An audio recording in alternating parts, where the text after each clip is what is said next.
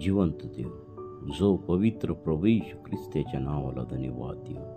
प्रियांनो, सकाळच्या प्रार्थनेमध्ये आपल्या सर्वांचं स्वागत आहे. देवाने जसं आपल्याला 19 वर्षापूर्वी स्वातंत्र्य दिलं होतं, तसंच देशासाठी स्वातंत्र्य दिलं होतं, तसंच परमेश्वराने आम्हाला पापापासून स्वातंत्र्य 2000 वर्षापूर्वी प्रभू येशू ख्रिस्ताद्वारे या पृथ्वीवरती दिलेलं आहे.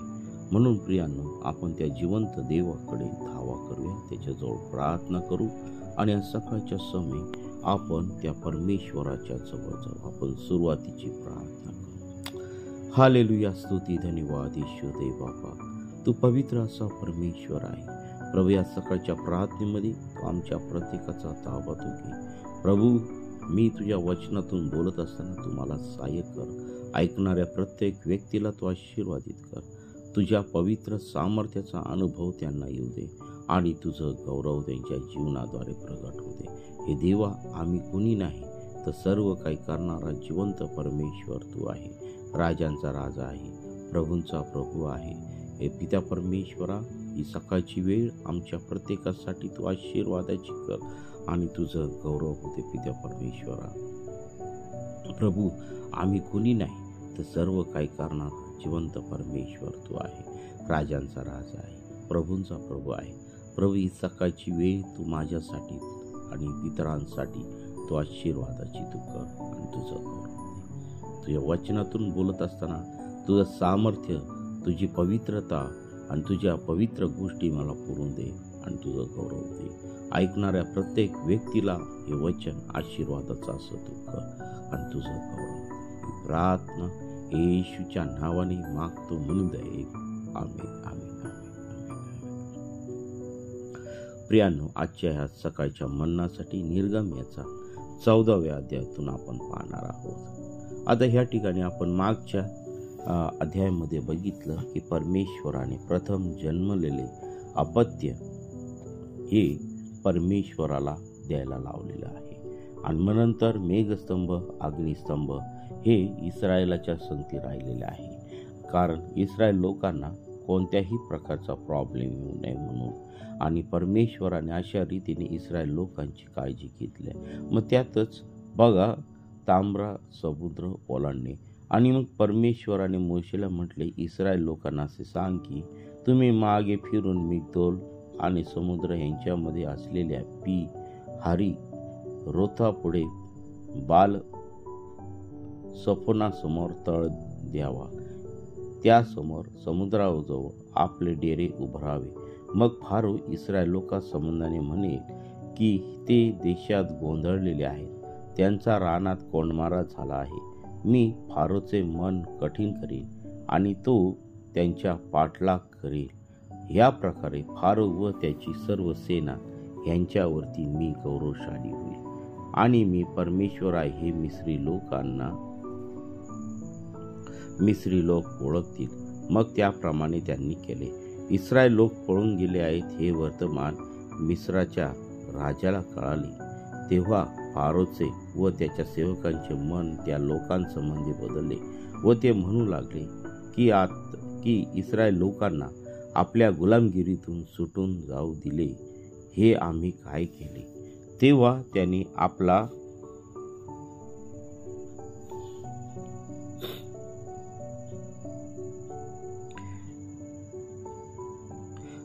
रथ तयार करून आपले लोक आपल्या बरोबर घेतले. त्याने 600 निवडक रथ व मिस्रातले सर्व रथ त्यावरील सरदारासह बरोबर घेतले. परमेश्वराने मिस्राचा राजा फारो ह्याचे मन कठीण केले आणि तो इस्रायल लोकांच्या पाठीस लागला. इस्रायल लोक तर मोठ्या अवसानाने चालले होते.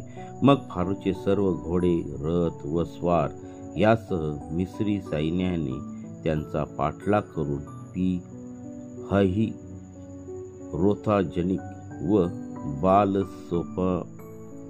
सफोनासमोर समुद्र तीरी त्यांनी तळ दिला होता तेथे त्यांना गाठले. फारो नजीक येऊन ठेपला व इस्रायल लोकांनी टेहळून पाहिले तो मिस्री लोक आपल्या पाठोपाठ येत आहेत असे त्यांना दिसले, तेव्हा त्यांनी फार भीती वाटली व ते परमेश्वराचा धावा करू लागले. ते मोशेला म्हणाले, मिस्रात काय कबरा नव्हत्या, म्हणून तू आम्हाला इथे रानात मरायला आणले. आम्हाला तू मिस्रातून बाहेर आणले ते काय म्हणून आम्ही तुला मिस्रात नव्हतो का म्हणत? आम्ही ठाऊ ते ठीक आहोत. आम्हाला मिस्री लोकांची गुलामगिरी करीत राहू दे. तेथे रानात मरून जावे, त्यापेक्षा मिस्र्यांच्या गुलामगिरीत राहणे परवडते. मोशे लोकांना म्हणाला, भिवू नका, स्थिर उभे राहा आणि परमेश्वर आज तुमचे जे तारण करील ते पहा. कारण ज्या मिस्री लोकांना तुम्ही आज पाहत आहे ते पुन्हा कधीही तुमच्या नजरेस पडावायचे नाहीत.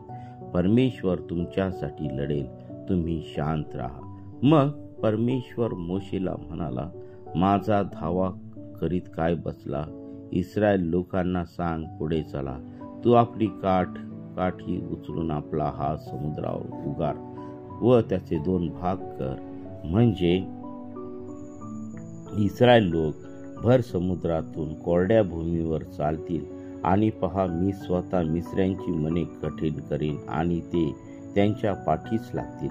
आणि फारो व त्याची सर्व सेना, त्याचे रथ व त्याचे स्वार यांच्यावर मी गौरवशाली होईल. फारो, त्याचे रथ व त्याचे स्वार यांच्यावर मी गौरवशाली झाल्याने मी परमेश्वर आहे हे मिस्री लोक ओळखतील. तेव्हा देवाचा दूत इस्रायली सेनेच्या पुढे चालत असे. तो निघून सेनेच्या मागे गेला आणि मेघस्तंभ त्यांच्या आघाडीहून निघून त्यांच्या पिछाडीस उभा राहिला. तो मिस्र्यांची सेना आणि इस्रायलाची सेना यांच्या दरम्यान आला. तो ढग व अंधार होता तरी रात्रीचा प्रकाश देत होता. रात्रभर एका पक्षाला दुसऱ्या पक्षाकडे जाता आले नाही. मोशेने आपला हात समुद्रावर उगारला तेव्हा परमेश्वराने रात्रभर पूर्वे दिशेचा जोराचा वाव वाहून समुद्र मागे हटविला. त्यामुळे पाण्याचे 2 भाग झाले व मधली जमीन कोरडी झाली. इस्रायल लोक भर समुद्रात कोरड्या जमिनीवरून चालून गेले आणि उजवीकडील व डावीकडील पाणी त्यांच्यासाठी भिंतीसारखे झाले.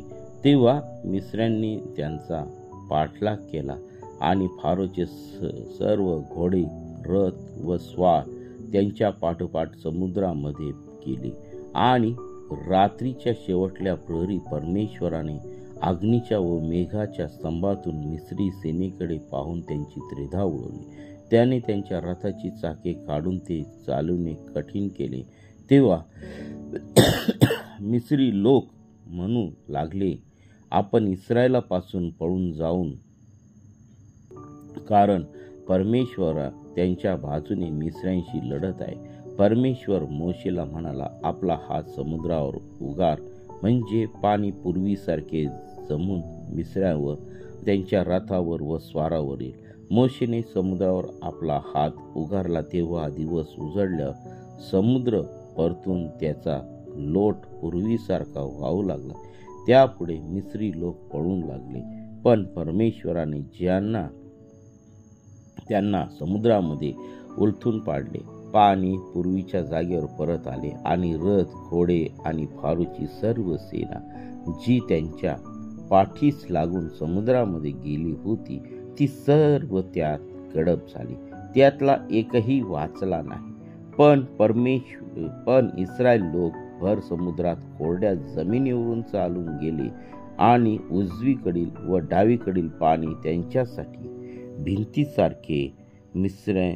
भिंतीसारखे झाले. अशा प्रकारे परमेश्वराने त्या दिवशी मिस्र्यांच्या हातून इस्रायल लोकांना तारिले आणि मिस्री लोक समुद्रतीरी मरून पडलेले इस्रायलांनी पाहिले. परमेश्वराने मिस्र्यांना आपला प्रबळ हात दाखविला तो इस्रायलांनी पाहिला. तेव्हा त्यांनी परमेश्वराचे भय धरले आणि परमेश्वरावर आणि त्याचा सेवक मोशे याच्यावर विश्वास ठेवला वाचलेले वचन दे बापा, आशीर्वादित करो. प्रियांनो, आता ह्या ठिकाणी काही महत्त्वाच्या गोष्टी आहेत. आता जेव्हा तांबडा समुद्र ओलांडणे हे परमेश्वराने त्यांना सांगितलेलं आहे. परमेश्वराची योजना होती की पुन्हा एकदा परमेश्वर त्याचं प्रभुत्व, त्याचं सामर्थ्य ह्या ठिकाणी इस्रायल लोकांना आणि मिस्री लोकांना दाखवून द्यावायची परमेश्वराची इच्छा होती. आणि त्याप्रमाणे परमेश्वराने मोशेला त्याची योजना सांगितली आणि त्याप्रमाणे त्यांनी तांबड्या समुद्राच्या पुढं तळ दिलेला आम्हाला दिसत आहे.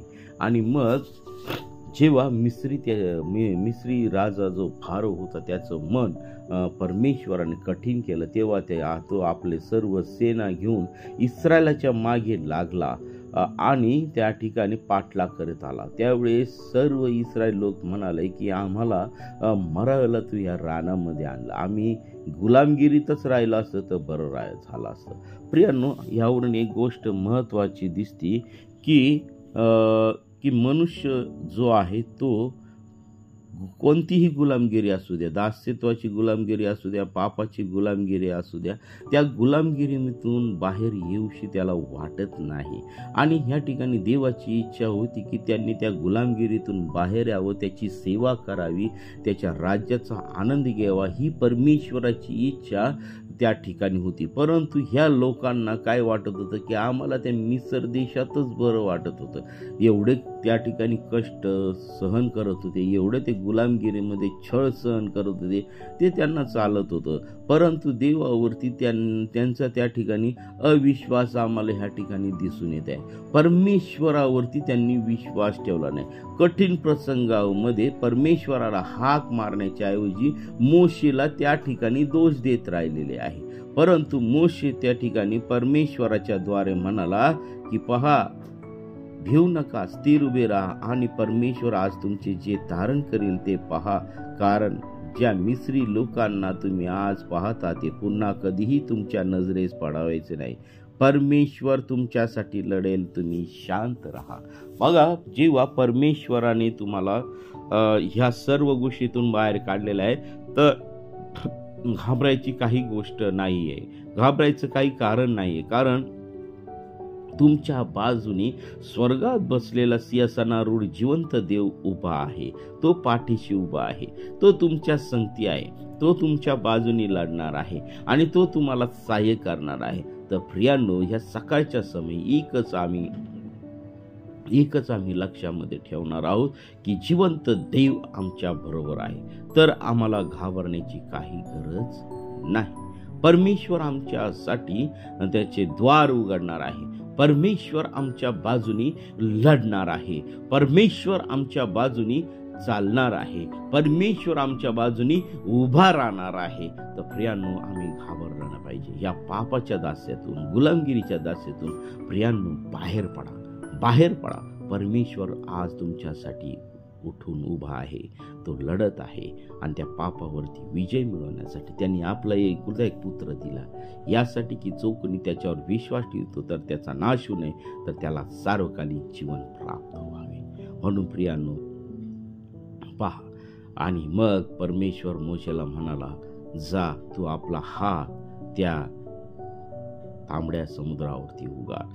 आणि मग नंतर त्याने त्याची काठी उगारली आणि त्या ठिकाणी समुद्राचे 2 भाग झाले, भिंतीसारखं पाणी उभं राहिलं आणि त्या कोरड्या भूमीवरून इस्रायल पलीकडे गेलेले आहे. आणि मग तरी पण परमेश्वराने त्या ठिकाणी बघा फारोच्या मन कठीण केलेलं आम्हाला दिसत आहे. मग फारोने सर्व सैन्यास आज्ञा दिली की जा, तुम्ही इस्रायल लोकांचा पाठलाग करा. आणि जसे ते समुद्रामध्ये एंट्रन्स केलं, ते मध्यभागी आले आणि इस्रायल लोक पलीकडे जाऊन पोहोचले, तेव्हा परमेश्वर मोशेला म्हटला की तू आपली काठी पुन्हा समुद्रावरती उगार. आणि मग पहा, त्या ठिकाणी पाणी पूर्वत झालं आणि अशा रीतीने फारोच्या सर्व सेनेचा त्या ठिकाणी नाश झालेला आम्हाला दिसत आहे. आणि अशा प्रकारे देवाने त्याचं सामर्थ्य, गौरव त्या ठिकाणी प्रगट केलेला आहे. जो परमेश्वर तुमच्याने माझ्यासाठी जर समुद्र दुभागू शकतो, इस्रायलासाठी समुद्र दुभागू शकतो, त्याला कोणतीही गोष्ट अशक्य नाही. प्रियांनो, तो जिवंत देव आहे, तो सामर्थ्यशाली देव आहे. तुमच्या जीवनातील आजार असू द्या, तुमच्या जीवनातील कठीण प्रॉब्लेम असू द्या, त्या सर्व कठीण प्रॉब्लेममधून सोडवणारा जिवंत देव म्हणजे तो एकच प्रभू आहे. त्याचं नाव प्रभू येशू ख्रिस्त आहे. त्याच्यावर आम्ही विश्वास ठेवू आणि त्याला गौरव देऊ, धन्यवाद देऊ. आपण प्रार्थना करू. हालेलुया, स्तुती, धन्यवाद येशू दे बापा, हे सुंदरसं वचन तू आम्हाला दिलंस या सकाळच्या समय, त्याबद्दल मी तुझ्या पवित्र नावाला धन्यवाद देत आहे. प्रिय प्रभूजी, या सकाळच्या समय आम्हा प्रत्येकाला तू स्पर्श कर. आमच्या जीवनातील सर्व आजार, सर्व रोगराई, सर्व वाईट गोष्टी, सर्व सैतानी गोष्टी तुझ्या पवित्र सामर्थ्याने तू काढून टाक. तुझ्या पवित्र सामर्थ्याने प्रिय प्रभू येशू तू प्रत्येकाला तू आरोग्य दे. प्रभू, मला देखील बरं नाही, मला देखील सर्दी, खोकला आणि प्रिय प्रभू येशू जो ॲसिडिटीचा त्रास आहे, तो ॲसिडिटीचा त्रास तुझ्या पवित्र सामर्थ्याने तू काढून टाक. प्रभू, तुझ्या नावामध्ये सामर्थ्य आहे, तुझ्या नावामध्ये गौरव आहे, तुझ्या नावामध्ये विजय आहे. ओ पित्या परमेश्वरा, तुझ्या पवित्र सामर्थ्याने तू स्पर्श केलेला आहे, त्याबद्दल मी तुझ्या नावाला धन्यवाद देत आहे. प्रिय प्रभू येशू, तुझे सर्व देवाचे दास दासी आणि प्रिय प्रभू येशू जे आमच्यासाठी प्रार्थना करतात, ते सर्व प्रार्थना येऊ दे. देवाचे दास दासी या सर्वांना तुझ्या पवित्र सामर्थ्याने तू आशीर्वादित कर. प्रिय प्रभूजी, जे तुझ्यापासून दूर आहे त्यांच्यापर्यंत आमच्यासारख्या सर्व सेवकांना जाण्यासाठी आणि प्रिय प्रभू येशू तुझे वचन सांगण्यासाठी तू आम्हा प्रत्येकाला तू सहाय्य कर, मार्गदर्शन कर. प्रभू, या जिवंतच्या भूमीवरती तू आमच्या प्रत्येकाचं तू रक्षण कर. प्रभू, या सकाळच्या समय तू आमच्या प्रत्येकाचा ताबा तू घे. हालेलुया, स्तुती, धन्यवाद येशू दे बापा. तू ह्या सकाळच्या समय तू माझी तू भेट घे आणि इतरांची तू भेट घे. ऐकणाऱ्या प्रत्येक व्यक्तीला सामर्थ्याचा तू स्पर्श कर. सर्व प्रॉब्लेम, सर्व समस्या, सर्व नाशाकडे जाणारा व्यक्ती तुझ्या पवित्र सामर्थ्याने त्यांच्या जीवनामध्ये एक शांतीचा अनुभव तू दे. निराशा तू काढून टाक. सर्व सैतानाचे शाप, सर्व कर्स, सर्व दुष्ट शक्तीपासून लागलेले आजार नासूर येशूच्या नावामध्ये धमकावून टाकत आहे. हो पित्या परमेश्वरा, आमचा विश्वास तू मजबूत कर, आमचा विश्वास तू मजबूत कर आणि तुझं गौरव दे. प्रभू, आज या सकाळच्या समय तू आमच्या प्रत्येकाचा धावा तू घे आणि तुझं गौरव दे. पित्या परमेश्वरा, ही सकाळची वेळ तू आमच्या प्रत्येकासाठी तू आशीर्वादाची तू कर आणि तुझं गौरव दे. ही तू पुढची वेळ का सर्व काही तुझ्या पवित्र हातामध्ये घे. ही प्रार्थना येशूच्या नावाने मागतो म्हणून ऐक. आमेन. प्रियांनो, आपल्याला जर प्रार्थनेची गरज आहे तर 97331668 क्रमांकावरती संपर्क करा. आम्ही आपल्यासाठी प्रार्थना करीत आहोत. देवबाप आपल्या सर्वांना आशीर्वादित करो. आमेन, आमेन, आमेन.